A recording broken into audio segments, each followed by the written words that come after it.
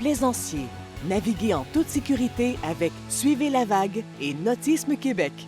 Le conseil de la semaine s'adresse à tous les utilisateurs du fleuve Saint-Laurent. Là, on parle des gens des sports récréatifs. Sur le fleuve, on a des courants associés aux marées qui sont prédictibles, de Grondines jusqu'à Cap-Bon-Désir ou en face là, sur la rive sud, Trois-Pistoles. Notre fleuve Saint-Laurent, c'est une rivière. Donc, une rivière, l'eau coule dans un sens, puis coule toujours dans le même sens. La particularité du fleuve, c'est que le courant va s'inverser. Il y a des tables de marée qui existent, et puis la table de marée va nous donner l'heure de la marée haute et l'heure de la marée basse. Ce qu'il faut savoir, c'est qu'il y a un décalage entre le moment de la marée haute et le changement de courant. On parle d'à peu près une heure, là, ou une heure et demie, dépendamment de la direction. Là. Donc, plus tard que l'heure de la marée haute ou de la marée basse, le courant va changer. Le courant va être plus ou moins rapide en fonction de la profondeur du fleuve, de la largeur du fleuve. C'est important de savoir notre courant vers où il va, puis d'avoir une carte qui va nous indiquer les hauts fonds. Et puis pour les gens qui seraient vraiment intéressés, bien, il y a l'Atlas des courants de marée qui est disponible en librairie pour vraiment connaître le comportement du courant là, à chaque endroit. Ce qu'il faut savoir, c'est que si le vent est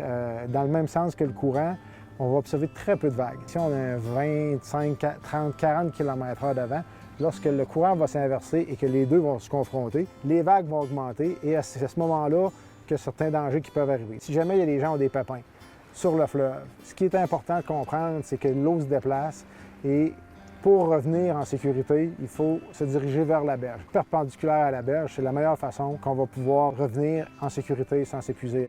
Les conseils, en terminant, vérifier les heures de marée. Le site officiel d'Environnement Canada va donner les heures officielles à différentes stations. Vérifier les conditions de vent. Plusieurs sites qui vont nous donner des informations, peut-être pas juste Environnement Canada. Il y a des sites spécialisés à consulter pour les conditions de vent. Consultez les locaux. Vous allez dans une marina, vous allez sur le bord sur une plage, il y a des gens qui vont sortir, qui vont se mettre à l'eau. Demandez-leur s'ils viennent de la place et puis ils vont vous donner les meilleurs conseils pour naviguer en sécurité là, sur cette partie du plan d'eau.